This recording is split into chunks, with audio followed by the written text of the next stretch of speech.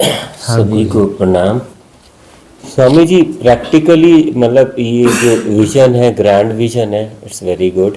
But practically जो मेरा थोड़ा सा एक्सपीरियंस है, जब भी ये संघ और ये फॉर्मेशन होने लगती है, डार्क एनर्जीज कुछ ना कुछ वहाँ पे ऐसा कर देती हैं कि वो सब zombie oriented, business oriented, even Osho का आप पूना आश्रम देखिए, हम्म। तो वहाँ पे ऑल द फॉनर्स उन लोगों ने पूरा टेक ओवर कर लिया। Hmm. And now that just like a resort. Hmm. तो यहाँ आने से पहले मैं सोच रहा था कि वहाँ पे जाऊँगा, बट ऊपर वाले ने कुछ ऐसी लीला की कि डायरेक्टली आपके साथ जुड़ गया और फिर मैं इधर आ गया।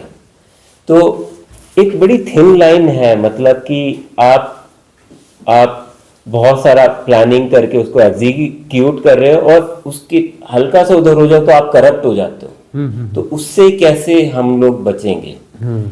तो यही सबसे बड़ी चुनौती है।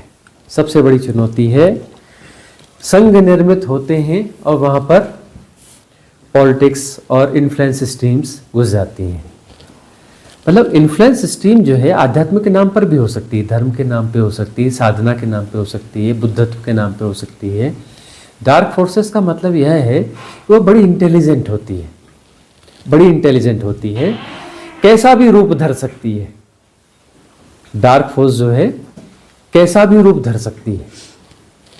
अभी भी जो है आप देखिए इस गोल्डन एरा में क्या क्या चीजें परोसी जा रही है। स्पिरिचुअल गार्बेज जो है आपको कितना मिलेगा। दुनिया में ऐसा होने वाला है, फलानी असेंडिंग होने वाली है, ऐसा होने वाला है, 5D तो क्या, ये सब क्या है। अब जो है हम करेंगे क्या, 5D 6D 10D ये डी, हम तो बोले 64D, ये भी राम राम करो, इसके बाहर जाओ। कहिए डी के क्या चक्कर में लगे हो, डी को डी करो, मतलब भगा दो, डिजॉल्व करो, डी को डिजॉल्व करो, डायमेंशन को डिजॉल्व करो। अब जो है अर्थ कॉन्शियसनेस ऊपर उठने वाली है। अरे भाई उठ गई वो। 1986 से लेकर 1990 तक 4 साल ओशो ने क्या किया? 4 साल ओशो ने किया क्या? 4 साल तो यही किया ना।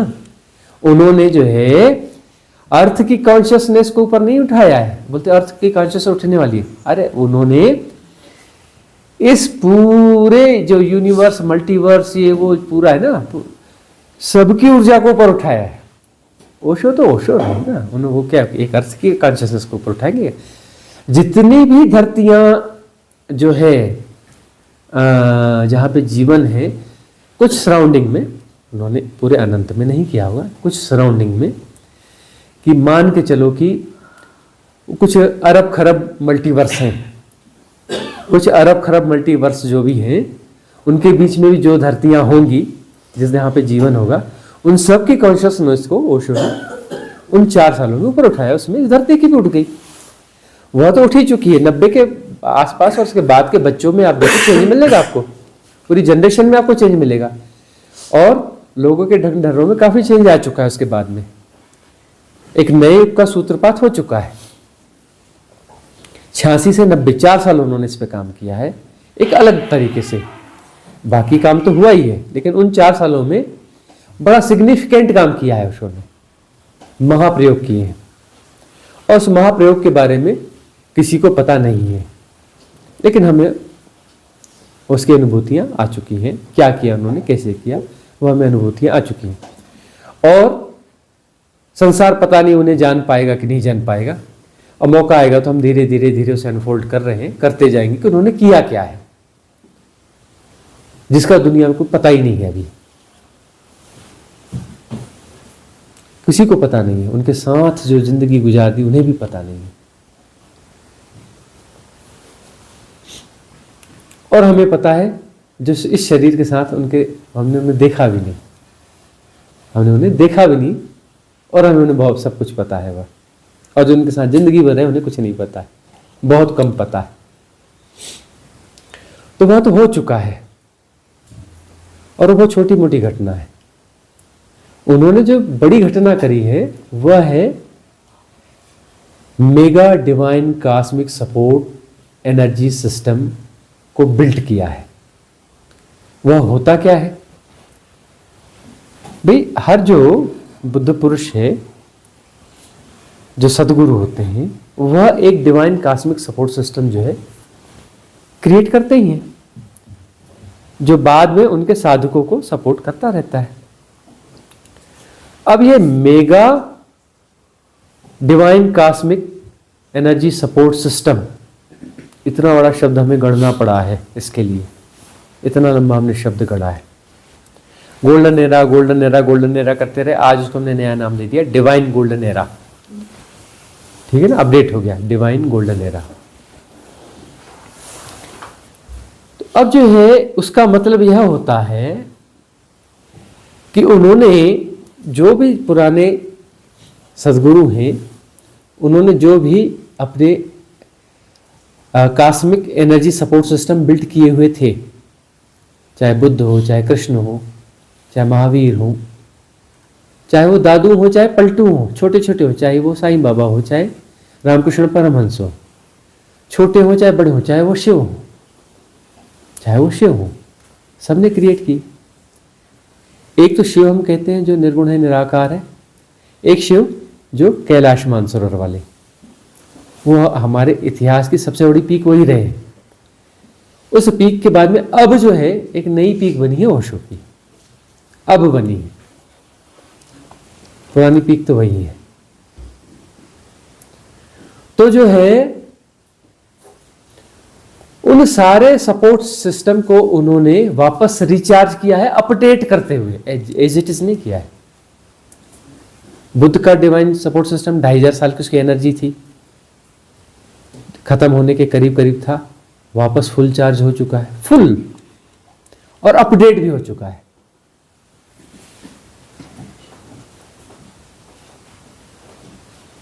और अपडेट भी हो चुका है। अब जो है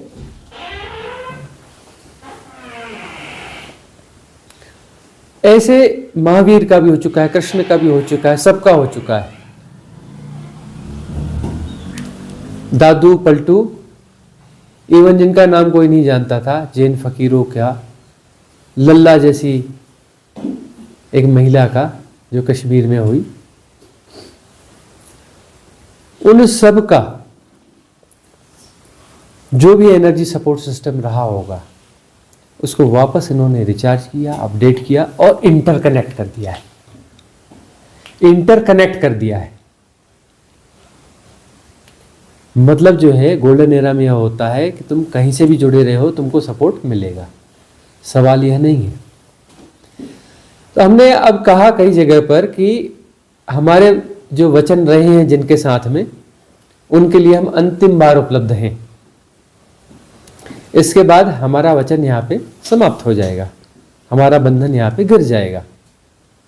इसके बाद हमारा यह जो इंडिविजुअल सपोर्ट सिस्टम है वह काम नहीं करेगा। हो सकता है एनर्जी सपोर्ट सिस्टम बन जाए और वो काम करेगा, डिवाइन एनर्जी सपोर्ट सिस्टम बन जाएगा, वो काम करेगा। इंडिविजुअल सपोर्ट सिस्टम जो देह के साथ होता है वह यहाँ पे समाप्त हो जाएगा, यह अंतिम अवसर है। तो क्या सिर्फ उन्हीं लोगों के लिए है? नहीं, अब हम निमित्त हैं सबके लिए गोल्डन एरा में। अब जो है ओशो अपने कुछ सिलेक्टेड लोगों को हमारे पास भेजेंगे, बुद्ध हमारे उनका सिस्टम हमारे पास भेजेगा, साईं बाबा का भेजेगा, रामकृष्ण परमहंस का भेजेगा, जितने भी सपोर्ट सिस्टम है वो अपने सिलेक्टेड बींग्स को, सबको नहीं, सिलेक्टेड बींग्स को हमारे पास भेजेंगे जो हमारे साथ रेजोनेंस करेंगे, जिनका हमारे साथ रेजोनेंस होगा, जो देह, मन, आत्मा, परमात्मा, शून्य, पूर्ण सबको डिजॉल्व कर पाएंगे और डिजॉल्व हो जाएंगे। ऐसे लोगों का हमारे साथ रेजोनेंस होगा, जिनका परमात्मा भी डिजॉल्व होगा, जिनका शून्य भी डिजॉल्व होगा, जिनका पूर्ण भी डिजॉल्व होगा, सब कुछ डिजॉल्व होगा, उनका रेजोनेंस हमारे साथ होगा। ऐसे लोग हमारे पास डाइवर्ट कर दिए जाएंगे, बाकी लोग के पास डाइवर्ट कर दिए जाएंगे। हर स्तर के होंगे वो उस तरफ डाइवर्ट हो जाएंगे, तो वो वाली लेयर हमारे पास आएगी।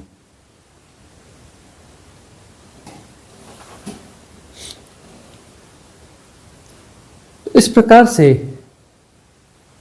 यह चीज काम करने वाली है। और रहा सवाल उस पॉलिटिक्स का, उस होने का, देखा जाएगा। प्रयोग है, सफल भी हो सकता है, असफल भी हो सकता है, लेकिन गोल्डन एरा है। ओशो के वहां पे डिस्टर्ब हुआ है, ठीक है ना, लेसन तो हो चुका है ना। और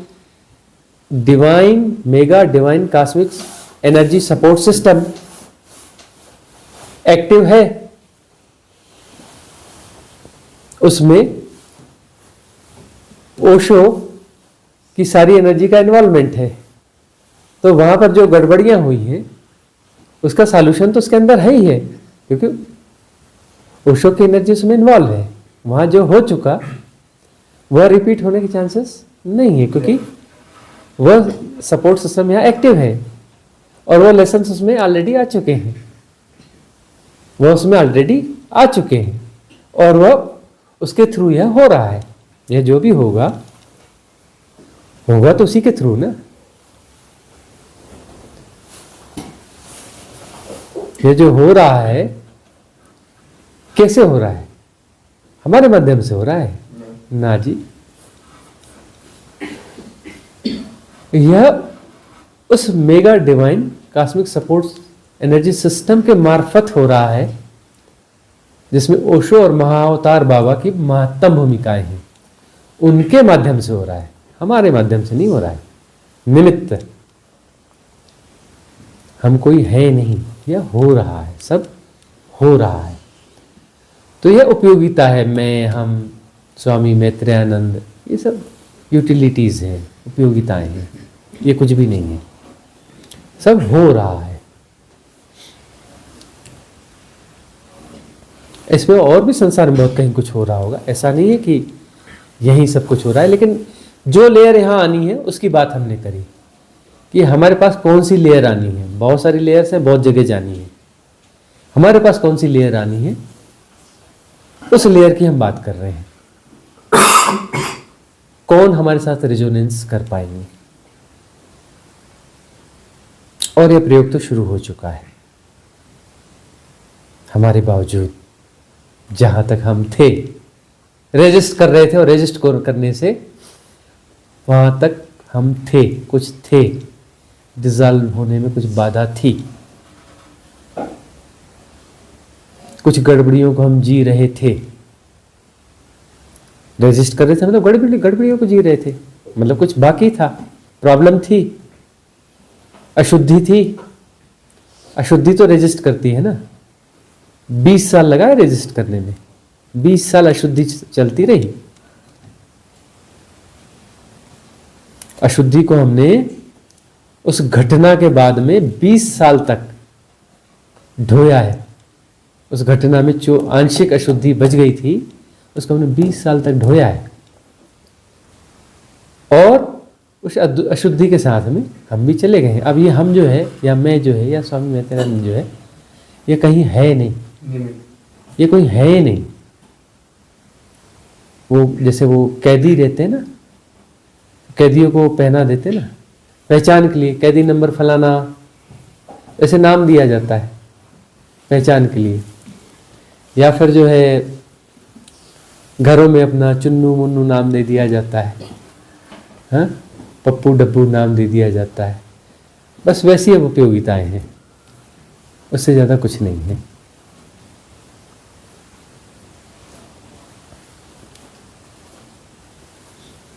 तो ये गोल्डन एरा है, एक प्रयोग है, प्रयोग शुरू हो चुका है। इसमें हमें ज़ॉम्बीज नहीं बनना है।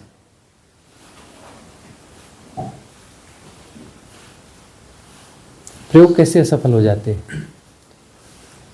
सुबह 6 बजे, 6:30 बजे डायनामिक मेडिटेशन,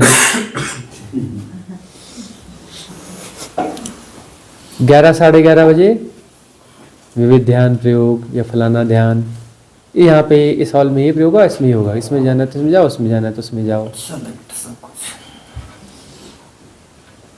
3 बजे नाद ब्रह्म, 5 बजे कुंडलिनी ध्यान, 7 बजे व्हाइट रोब ब्रदरहुड। बादलों ने क्या कर दिया, अपने सुबह सुबह जो है ना एक और ध्यान होगा 5 बजे, और वो आफ्टर डिनर एक सेलिब्रेशन ध्यान होगा। इतने भी कम पड़ रहे थे। उसके बाद में रात्रि ध्यान भी हो जाएगा। जोम्बीज हो गए। ओशो ने क्या कहा, अरे पागलों, मैं विधियां ज्यादा दे रहा हूं, मुझे डिलीवर करनी है। मैं ये नहीं बोल रहा हूं कि सारी करनी है, दिन में 2-3 कर लिया करना। ओशो ने कहा मैं दे रहा हूं डायनामिक मेडिटेशन, 90 दिन का ध्यान है, 90 दिन करना। ये बेईमानी वाला ध्यान नहीं है, ईमानदारी वाला ध्यान है। श्वास फेंकना है मतलब फेंकना है, धोकनी की तरह फेंकना है मतलब धोकनी की तरह फेंकना है, ऐसे वैसे नहीं फेंकनी है। चीखना है का मतलब चू चा नहीं करनी है, चीखना है का मतलब धरती हिलनी चाहिए, मकान बिल्डिंग हिलनी चाहिए। और 90 दिन करना। 91 दिन तुम ध्यान कर रहे हो मतलब तुम मूर्ख हो, बेईमान हो, बदमाश हो, ध्यान ही नहीं हो। 90 दिन का ध्यान है, 91 दिन क्यों कर रहा है बेवकूफ। 90 दिन का ध्यान है ना, 90 दिन हो गया, बात खत्म हो गई। कभी कभी धूल धुआं साफ करने के लिए महीने 2 महीने में एक बार रिपीट कर लेना, वहां तक बात ठीक है। रोज मशीन की तरह आके खड़ा हो जाता है। 25 साल से हम ध्यान करते हैं, 25 साल से डायनामिक कर रहा हूं मैं, 30 साल से मैं डायनामिक कर रहा हूं। जोम्बीज बदनाम कर रहा है ध्यान को, ओशो को। नया रोबोट बन गया। जोम्बीज कहीं भी हो सकता है, आश्रमों में भी हो सकते हैं।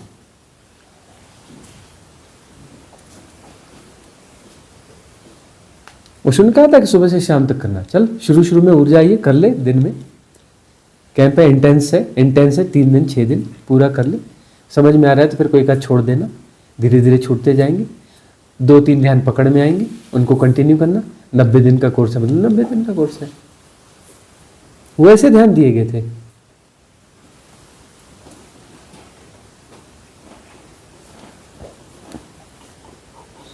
तो हमने कहा नहीं, अब हम ऐसे ध्यान नहीं देंगे, हम देंगे स्मूथ वाले ध्यान। ऐसी हैपनिंग जैसी होगी स्मूथ वाले ध्यान आएंगे।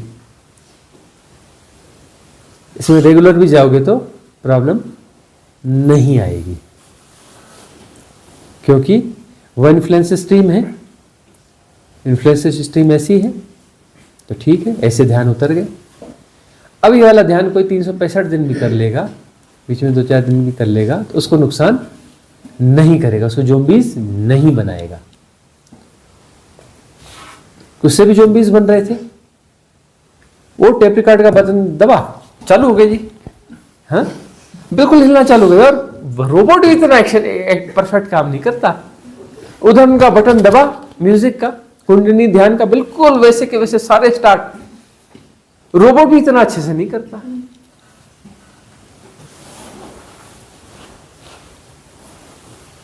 वो नहीं होता आर्मी की कवायद हो गई जैसे,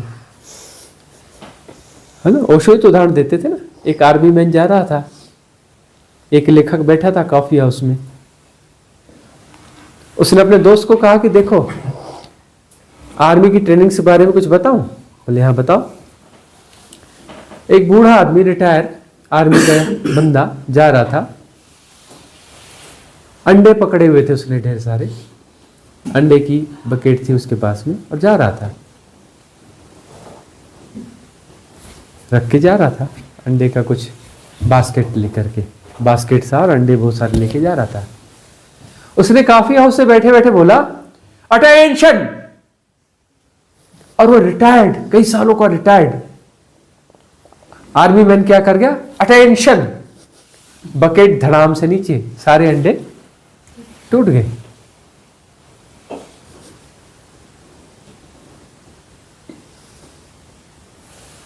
क्या है ये कवायद?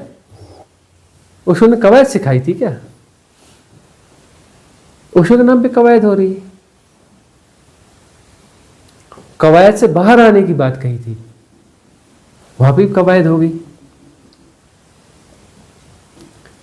अब वहां पे शब्दों की जुगाली होती है। सारे ज्ञानी आपको वहीं मिल जाएंगे, और इतनी शानदार वो बातें करेंगे कि कि आपको बिल्कुल 10 मिनट में हरा देंगे, 10 मिनट में आपको हरा देंगे, तर्क में इतने आगे हो जाएंगे। तो मतलब इन्फ्लुएंस सिस्टम कहां से आपको करप्ट कर जाएगी? वो जो डेटाज और इंफॉर्मेशंस हैं जो साधना से रिलेटेड है, वो सबके पास आ गए, उनके प्रयोग करने का ढंग आ गया और साधना नहीं घटी। साधना की द्वारा जो हैपनिंग होनी थी वहां चूक हो गई। तो क्या ओशो सफल हो गए? नहीं, एक्चुअली होता ऐसा ही है, वह बिलो 1% होते हैं जो वहां से राइट एसेंस लेकर के अपनी साधना को आगे ले जा लेंगे। ओशो ने कहा मैं तुम्हें चौराहे पे लाके छोड़ दूंगा, आगे तुम काम करना।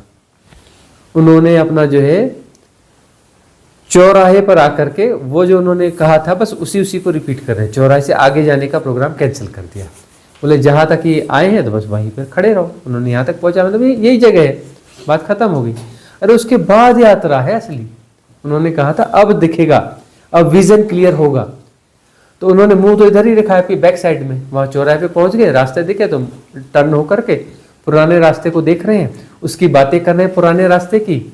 हाँ ऐसा था वैसा था, उसी रास्ते की बातें कर रहे हैं और वही चीजें किए जा रहे हैं। उतर नजर ही नहीं डाल रहे हैं कि चौराहा मतलब इधर खूब सारे राहें निकल रही है, मेरी राह कौन सी है। अब वो बात खत्म होगी कि अब मेरी राह कौन सी है, वह कोई बात ही नहीं है। जिस राह से वो आए हैं लौट कर उस राह को लौट लौट के देख रहे हैं, वही खड़े हैं, उसी को ही देख रहे हैं और उसी की बातें कर रहे हैं, उसी की ही बातें कर रहे हैं। यहां अवेयर होने की जरूरत है। ठीक है, थोड़ी बातें बुरी लग सकती हैं, लेकिन हम उनको जगा रहे हैं कि हे ओशो के शिष्यों, जब तुम यहां तक आ चुके हो, मतलब तुम्हारी कुछ क्वालिटीज होंगी तभी तो वहां तक आए हो। ऐसा तो नहीं कि तुम्हारे पास क्वालिटीज नहीं है, क्वालिटीज है। ओशो को भी हर कोई नहीं पचा सकता, पचाया तुमने और उनके साथ यहां तक चौराहे तक आ गए हो, और चौराहे तक लाया जाता है, वहां तक आ गए हो। क्वालिटीज तो है, अब साहस करो ना। अब ओशो की बाह छोड़ दो ना। अब अकेले की यात्रा है ना। प्रेम पंथ ऐसो कठिन है अब यहां पे। प्रेम गली अति सांकरी तामे दुए के समान, जामे दुई न समाई, जिसमें दो नहीं समा सकते। तो उस जगह पर जब आ गए हो, अब आगे छलांग ले लो। तो हमारा काम यहां से है, हम यहां से शुरू करते हैं। हम उन चौराहे पर खड़े लोगों के लिए आए हैं, नए साधकों के लिए हम नहीं हैं। नए साधकों के लिए बाकी स्कूल्स खुले हुए हैं। जो चौराहे पर आ गया है, उस चौराहे पर खड़े हुए उस काफी योग्य साधक को हम थोड़ा सा दिशा देंगे और पुश करेंगे। इतना ही हमारा काम है। उसको सिर्फ टर्न करना है वापस और एक धक्का देना है। प्रेम गली अति सांकरी जामे दुई न समाई, हमको उसको बताएंगे कि यहां तुझे अकेले ही चलना है। तो हमें सिर्फ टर्न करना है, उसकी गली पहचान करवानी है, गली में धक्का देना है। राम राम। हम सिर्फ इसके लिए हैं, इसके लिए चुने गए हैं।